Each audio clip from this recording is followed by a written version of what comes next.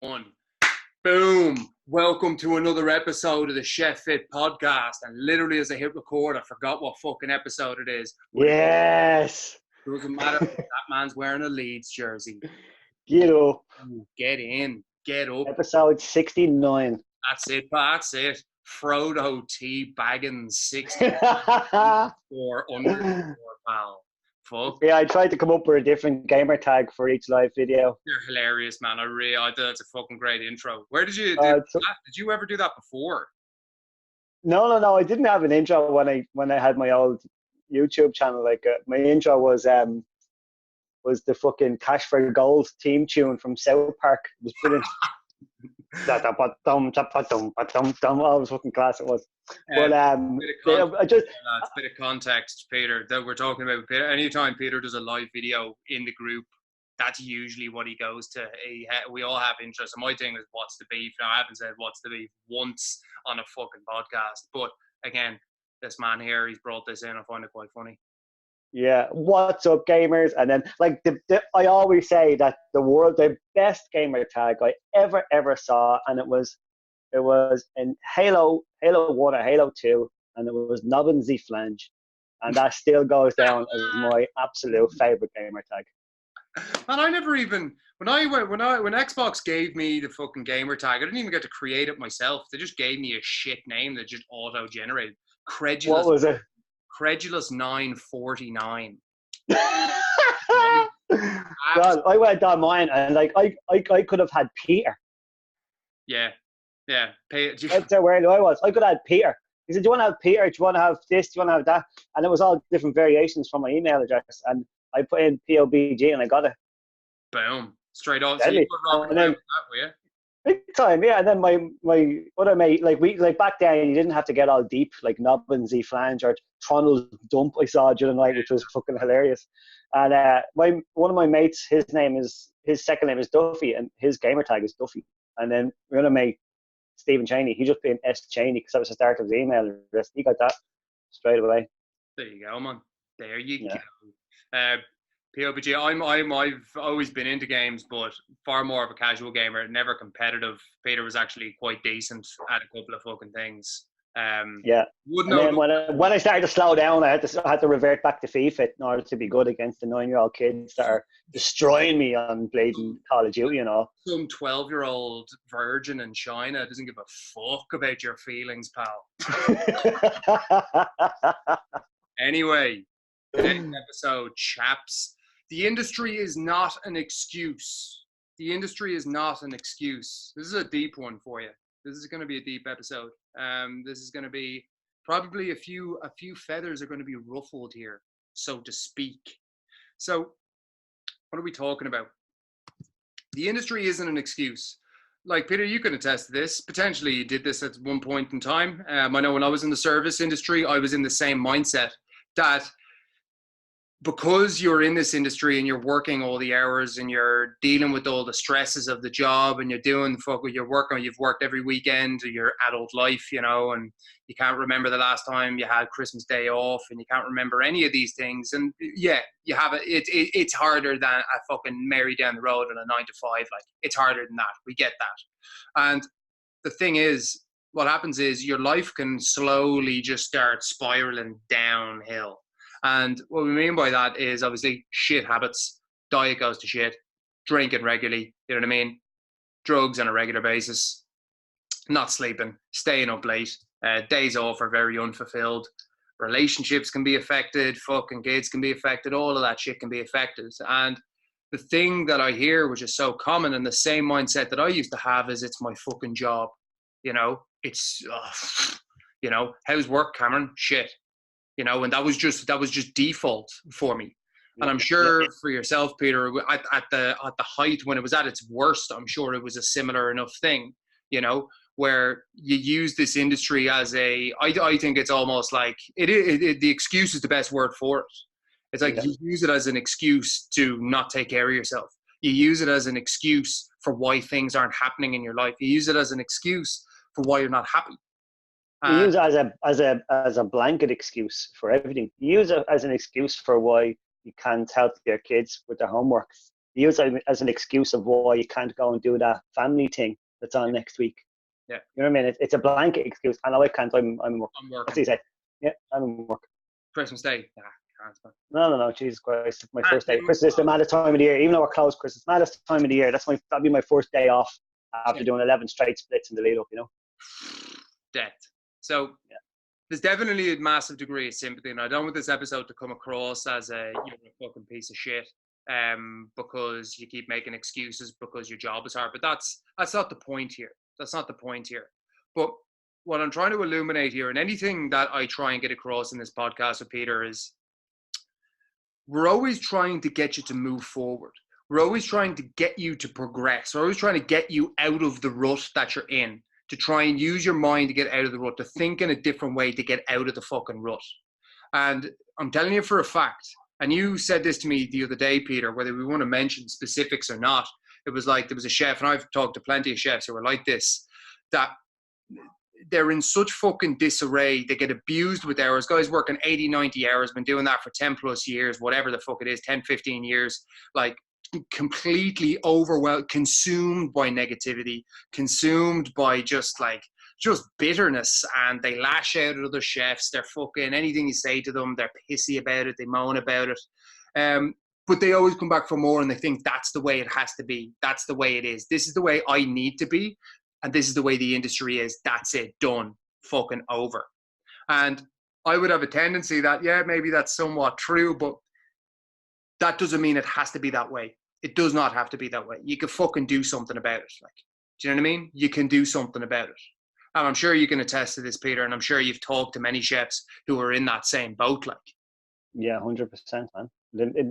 It'd be every chef almost. Yeah. There's no chef that's like, oh no, this is great. This is brilliant. I love this. Big time. You know what I mean? I know what you've said before was, make the grass greener where you are. And then my answer would almost not be the opposite to that, but I'm always saying, look, you owe the industry nothing. Where you work, you owe that nothing. And you certainly don't owe it your own bleeding life. You don't owe it your mental health. You don't owe it your family at home. Do you know what I mean? Yeah. It's crazy. Like, big time. Big time.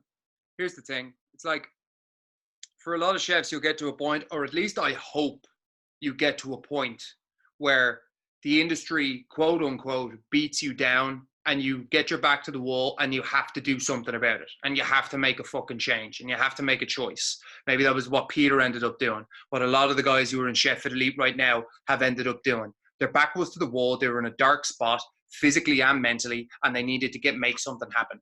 So again, their route and their method was Chef Fit. Jumped on Chef Fit, boom, move forward, there we go. Now, for a lot of chefs though, they never did. They never get to that point. They know they need to do something, but they never get to that point. So I want you to imagine that you've walked to a beach. If you're in Ireland, you'll know what I'm talking about. You walk to the coast, right? You're at the 40 foot, or you're at Greystones Beach or whatever. And if you're from England, imagine going to the west coast of England.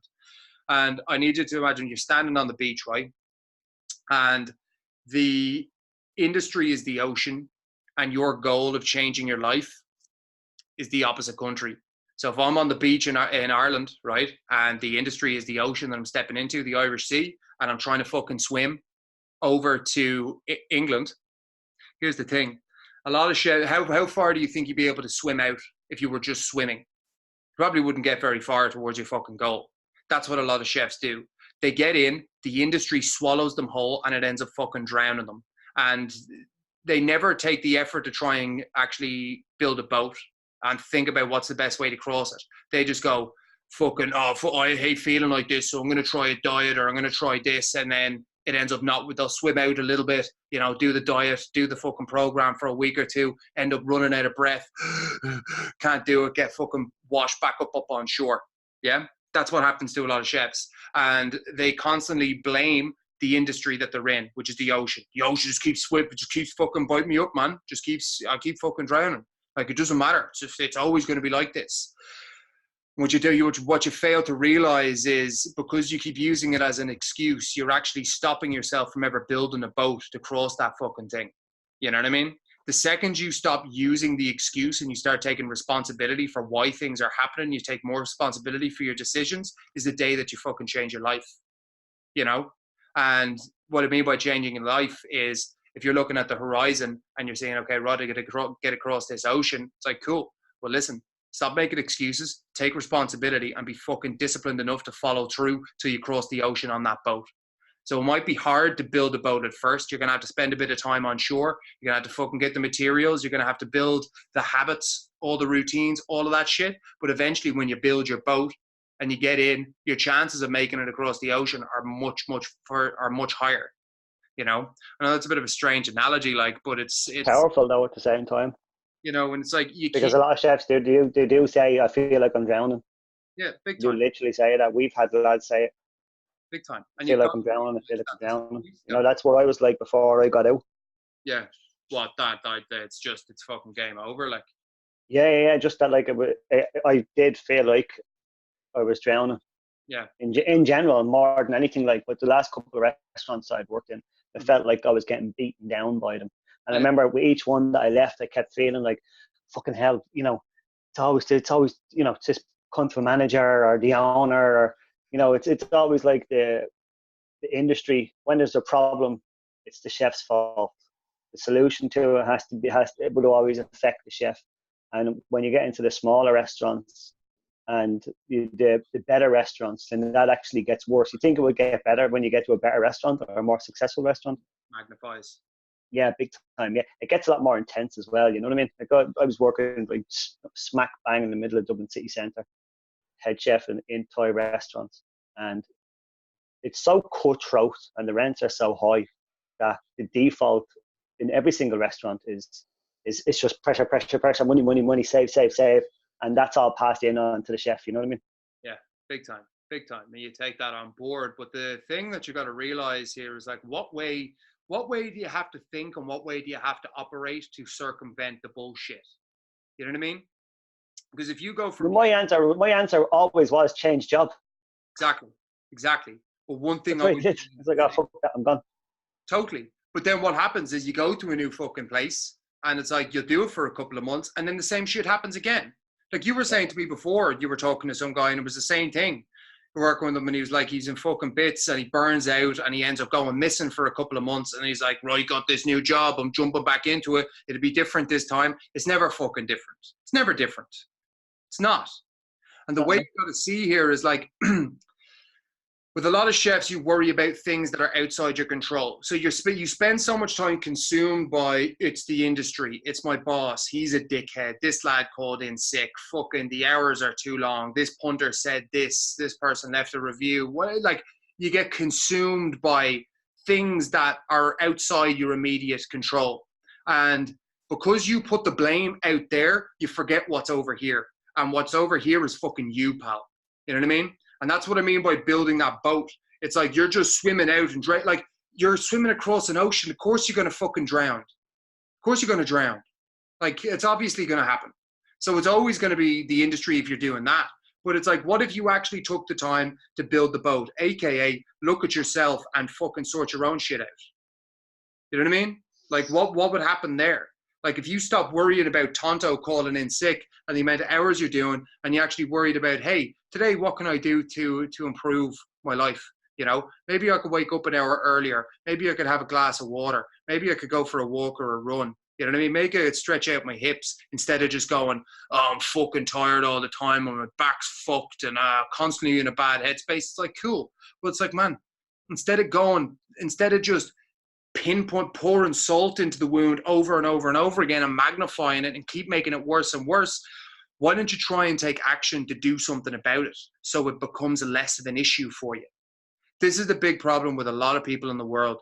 We're so consumed with shit that has nothing to do with us. We're so consumed with shit that really doesn't affect our lives. Like, how many people are on fucking Facebook leaving comments about Donald Trump? And it's like, man, what, like, fucking, it was the same. What do you want? Wasted energy, fucking hell. Where's the, but like, do you know what I mean? What impact has that had in your fucking life? Yet, how much of your day are you spending replying to people on Facebook comment threads? You know, like, that's the world we fucking live in. We're so consumed with shit that doesn't even fucking matter. Why don't you worry what's right in front of you, pal? Worry about, it's hard enough getting out of bed in the fucking morning. That's all. Like, I can't keep up to date with half the shit that goes on in the world. I'm too busy doing stuff in my immediate vicinity, let's say, looking at making sure that I'm fucking okay and that I'm living a happy and healthy life, and the people around me and my friends and my family are doing the same, And it's like, Chef, that same principle applies to your life. Stop saying, like, again, go back to this message on Chef Fit's page. Or like, have a look at the website, or look, just, how are you? Yeah, that was the only fucking message I got. How are you? And I was like, how are you, man? How are you doing? What can I help you with? It's a struggle, isn't it? I was just like, man, like, fuck, it is a fucking struggle. It is a struggle. It's a struggle when you can make it even more of a struggle though, pal. You know what I mean? It's like, if you actually took the energy that it took you to write that fucking text and look me up and look Chef Fit up, and you just stuck your shoes on, you went for a 10-minute walk around the block or a 10-minute jog, you feel fucking fantastic. So, like, look, Jesus, lads. Life's about choices, and you could choose to see the good, or you could choose to see the bad. You could choose to do useless shit and think about useless shit, or you could think and do things that actually matter. And for you, Chef, the things that actually matter are going to be taking care of yourself and taking enough action and being disciplined and realizing that there's shit that you actually can't, doesn't matter. You can't affect it. Some things are the way they are. Like, the industry is not going to just change overnight and save you. That's a big thing. So, of course it's not. That's what that conversation was that you hinted at the start, is that the industry itself is never ever going to change. Totally. And the guy that I was talking to said that it was beyond saving, because it's, I don't want to say because it's money driven, because it's not as simple as that. But he was saying, he was like, no, she can't fix that, because so chefs will always get out. There's no community within the industry, right? If I'm using Dublin as an example, right, because I know Dublin, there's no community within the industry of the chefs. There's no. What do you mean? They don't have a union, for example, right? That will fight for everybody. Social. No, I mean union, like within work kind of thing, right? So not talking socially. I mean that they're not sticking together. Everyone is out for themselves, right? And that's when that boils down to people getting fucked off and then leaving their job. And then the industry thinks, okay, that's fine, we can do it without him. And then they'll bring in somebody cheaper to do the same job. And then that affects the industry in a negative way. And then that brings down the quality of the food industry, the dining industry in Dublin. And then that's where the industry kind of goes back on itself. And then you think, right, so then restaurants say, well, we have to get this really great chef in. And that works for a few weeks or a few months, but then they beat down the chef. Yeah. And then the chef goes again. Or what had happened to me in a place was, you go into a restaurant, you get the restaurant out of the shits, turn it into a really successful restaurant. And then the place is running well and running smooth. But because you're not in there running around stressed out, fucking people over all the time, they're like, oh, well, he makes that look awful easy. Let's undercut him, get him the fuck out. Yeah. Get somebody else in that's cheaper. Yeah. And everything will be fine. So they can't just go, right, we're going to get someone in cheaper, so you're fired. But what they will come in and say, right, those two people that work for you, we can't afford to hire them anymore. Mm-hmm. We fuck them off, put the load on you, and basically wait for you to leave. Yeah. And then there is a circle of that just keeps on happening within the industry. Yeah. And he's saying that there's no way to fix that. Chefs are never going to get paid more. Do you think? Because it's individual. If you want a pay rise, you don't go up and say, here, look, we deserve a pay rise. You go up to the boss yourself and go, here, listen, have a second. Go, yeah, listen, I'm here, I'm here 2 years now. I haven't had a pay rise in a year. Can I get a pay rise? And they're like, fuck, I don't know. It's pretty tight around here, blah, blah, blah. Right, I'll tell you what, I'll give you an extra £2 an hour, but fucking don't say a word. All right, yeah, no problem. Yeah, totally. You know what I mean? That's where there would be, I know there is the mandate trade union, but there's not an actual chef's union. Yeah, I think like that, to be honest, in terms of pay and stuff, like the only way is that a mass exodus of chefs basically fucking go, right, I'm not accepting that. You know what I mean? But we did do that, Cam. We did do that over the last 10 years, and we did that about 5 years ago. And now that's when they're all giving out saying, how often do you read now where they're saying, "Oh, there's no good chefs left"? Yeah. That's a hot topic right now. That's because the chefs have done that again recently. Yeah. This goes in waves where it builds up and then it goes down again, and that's because of the way the industry is, because it's fucking broken. Yeah. And it breaks chefs. So then they're like, "Oh, there's no good chefs left." You know, that's why the agency chef and industry now in Dublin is fucking flying. Yeah, big time. You know, and then I was with the agency for 2 years up until a couple of months ago, and in that agency, it's all Irish chefs in their 30s, great chefs that are just living the life and they're just enjoying themselves, being able to go in, being able to cook, and being able to go, rather than having to stay in some poxy restaurant, basically. That only comes down to when you make a fucking choice. That comes down to when you get to the point where it's like, cool, what are you willing to accept? How, like, what is within your control? Well, you can control what job you fucking do. Mm. Do you know what I mean?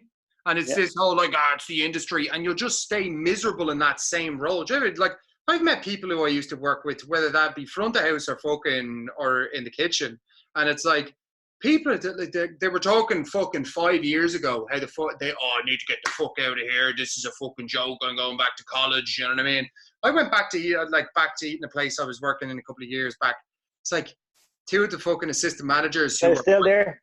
My age, who were still there. And I've left, fucking changed career, ran 2 businesses in the same amount of time. And it's like, are you out of your fucking mind, man? Like, I left here to move into town to work on my brother's restaurant. And then I fucking moved into a new industry. And I'm looking at, you're still here. Like, what the fuck? Still miserable as fuck. Still negative as fuck. You know what I mean? It's like, man, get your shit together. Like, what are you? We used to call people like that herald, where they've been in a place forever. And they were like, "Oh no, I'm fucking out here as soon as something else comes up." And the way that came up was because they're talking shit with the herald. Really, that's where you used to get your jobs. The evening herald. He's working with a herald under his arm. Brilliant.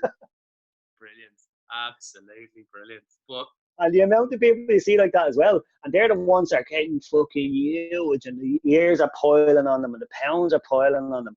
Yeah. And they're 40 major. Remember them chefs? Remember 40 major chefs? 40 major. 40 major, yeah. The chefs, that was a massive chef thing. 40 major cigarettes and a fucking herald under their arm. Well, now I'm fucking out here. This is bollocks. But there has to be, like, I suppose with smaller... The Herald is a newspaper, kids. It's what we used to get the news from. Yesterday's news today. Welcome. But it's like, I suppose in Dublin, maybe there's a small amount of, like, the more smaller restaurants that are independently owned, the better. Because that's where, and I look they at my can own, break the mold, yeah.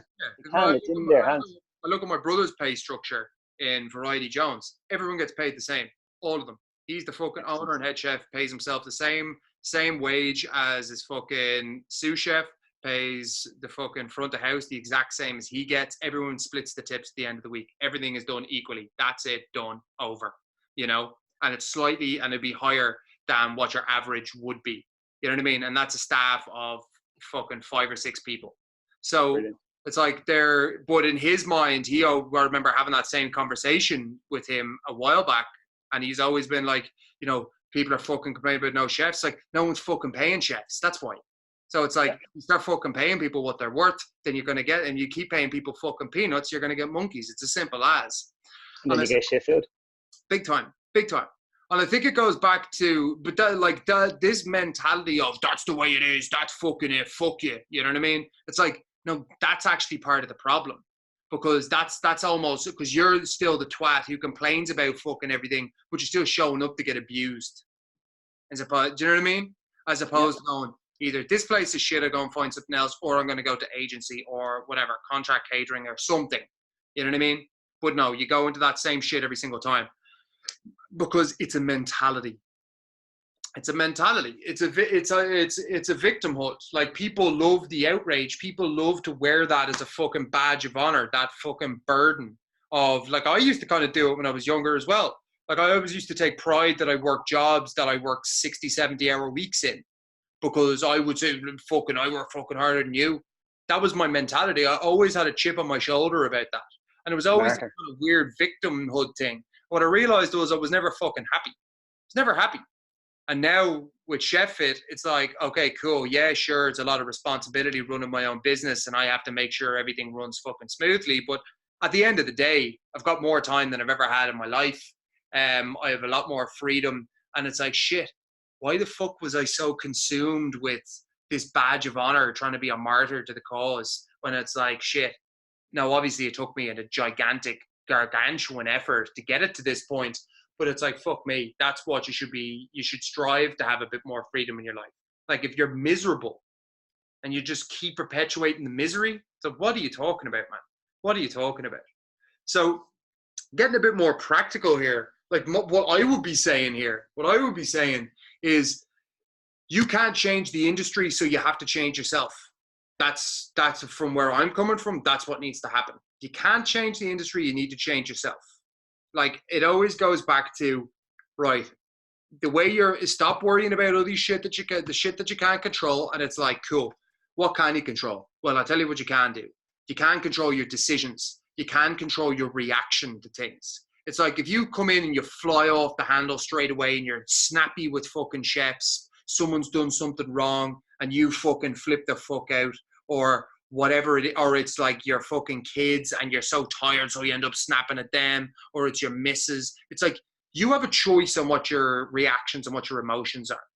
You also have full control over your decisions. And your decisions are, it's like you're making a choice to snooze the alarm, you're making a choice to fucking drink 10 coffees a day, you're making a choice to do no exercise, and you're making a choice to do a lot of those things. So you need to start understanding that you can make, if you make better choices, you have a better life.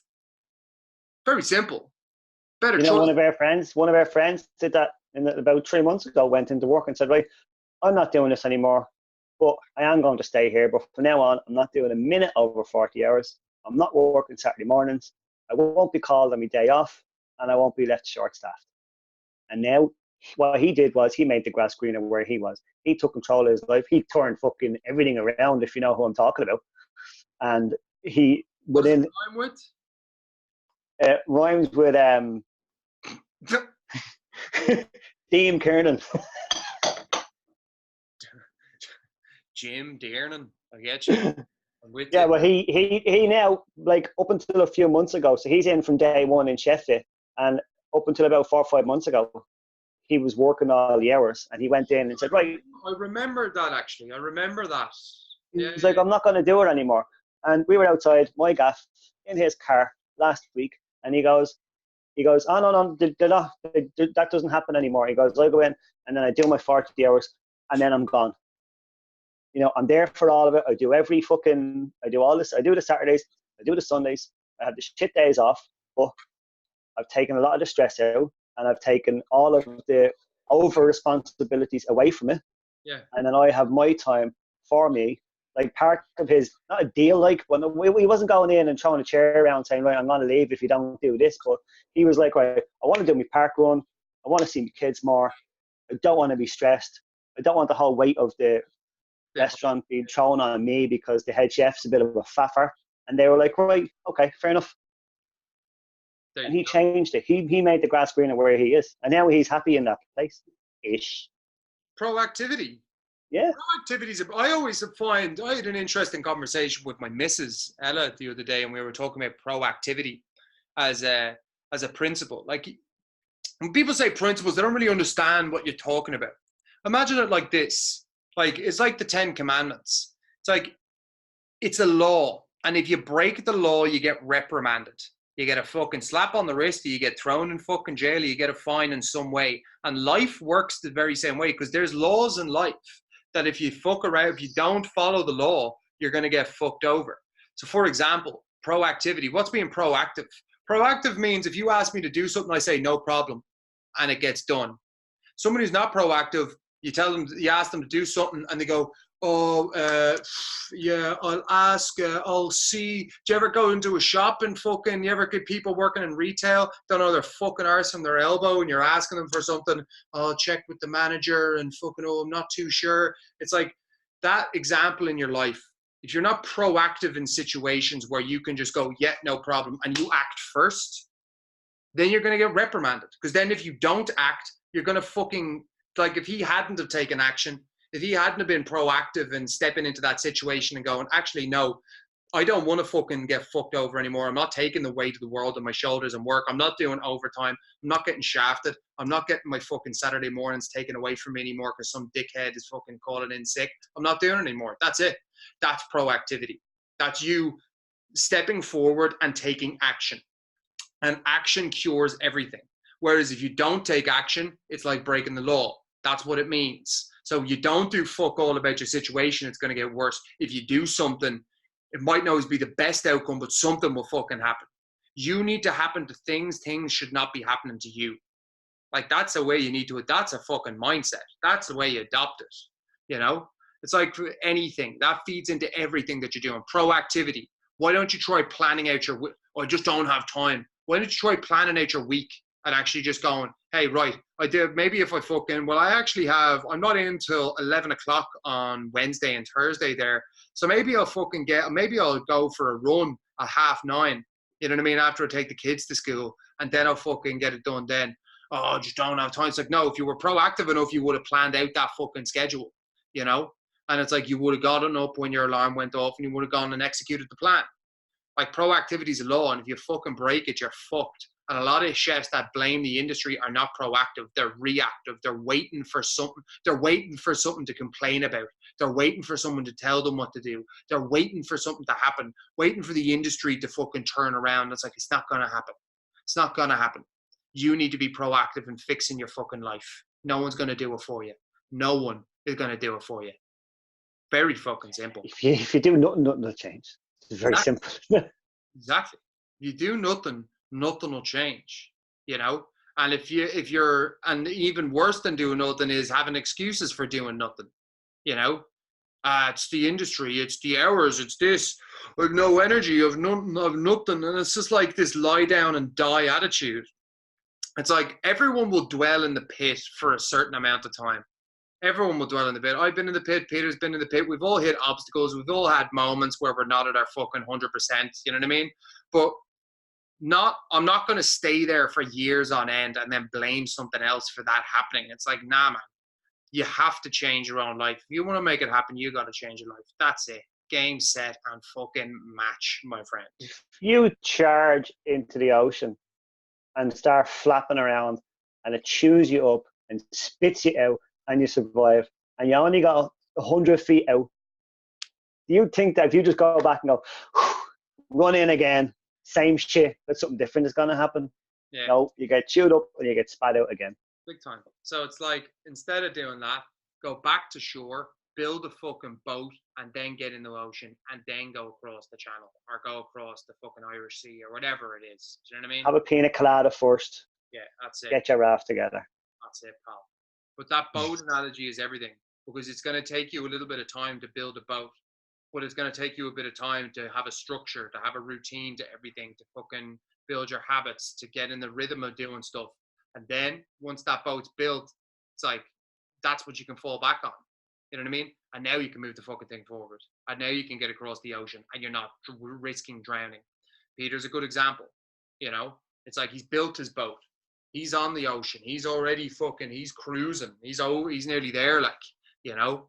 And you've got to have that same mindset, because he's not going to go back to, you know, no exercise at all, fucking pumping joints, eating shite, not having breakfast, sleeping for fucking 23 minutes. Like, it's not, that's not an option, because he's already built the boat. You're not going to get in the boat, get across the ocean and go, fucking going in, pal. You know? Yeah, I got a class offer for a restaurant a couple of weeks ago for a brand new place. Yeah, opening in Dublin 8. And you know how hot in Dublin 8 is right now. Yeah. And I was like, nope. He goes, will you even just come down and have a look at the place? We're going to be open in a couple of weeks. I was like, no chance. Nope, no chance. I said, I'll give you a couple of phone numbers. I'll recommend a couple of lads for you. But I don't even want to hear about it. And he was like, he goes, now this is going to be big money. Like, this is a big money place. And I was like, all I said to him, I said, to be honest with you, I'm not in it for the money anymore. There you go. Yeah, I didn't even ask him where it exactly was. All I knew was he's opened up a brand new, very good pizza restaurant in Dublin, and he wanted a head chef in it. And there was a massive wage, there was massive incentives, and there was a slice as well. And I was like, oh, okay, like I said, it's not the money. What are we talking here, pal? No, I didn't want to know because I didn't want to get tempted by a nice fucking tasty slice. Because I say it all the time, there's not an amount of money that'll get me back into that. Yeah, it's not fucking worth it. For where I think from, I'm back now to when you leave the restaurants, when you stop working as a head chef in restaurants, you take a hit in your wages when you go and work in catering. So it takes a while to build back up to that. Yeah. So if you're money driven, it's a shock to the system. But my brother had told me he had quit chefing years and years ago, and he said to me, what he said to me was, and what I say to people all the time now in chef it is, money doesn't matter. Okay, we need it and it's good to have, but money doesn't matter. Your work matters, and your family is what matters. Your mental health is what matters, and money doesn't fix that. Yeah. Well, riding yourself into the rocks and fucking burning the candle at both ends. It's like, There's fucking easier ways to make a living. Yeah, of course there is, yeah. You know what I mean? Fuck me. A lot of chefs would be making the same money if they worked in Centra, for fuck's sake. Of course. You know? Big time. So like that's the takeaway here, guys, is like, don't fucking let the industry control your thought process. It's like, worry about what's within your grasp. Worry about your decisions. Worry about how you react to things. Don't let things flood your fucking headspace, and realize that if you're proactive enough, you'll do things to change your life. So that, whether that be choosing another career, whether that be going to catering, whether that be going into fucking, agency, whatever it is, whether that's going in and saying, I'm not doing stacking shelves in Tesco's, even, like, whatever it takes. Yeah, whatever the destination is. I'm not saying that that's your goal, but it's like, I'm saying that you can change your life if you stop being a victim and you start fucking being proactive about things. That's it. Grit the fucking teeth, get after it, pal. Yeah. So, give us a thumbs up on YouTube. Give us a subscribe on YouTube. Give us an 5-star rating on the old iTunes-a-rooney. And give us a down. And all you Android legends, get sharing off Podbean. That's it, pal. Is that it? You can't get that on iOS, can you? No, you can, yeah, but iTunes is tricky on the Androids. On the Androids, that's a good point. That's a very good point. Yeah, any platform you have us on, fucking review that shit, thumbs up that shit, and subscribe to that shit. All right, guys. Also on Chef It Project on Instagram as well, you will have the episode in part a couple of days later. Get on it. Yup. Right. With that in mind, POBG. Everyone else, stay safe. Peace.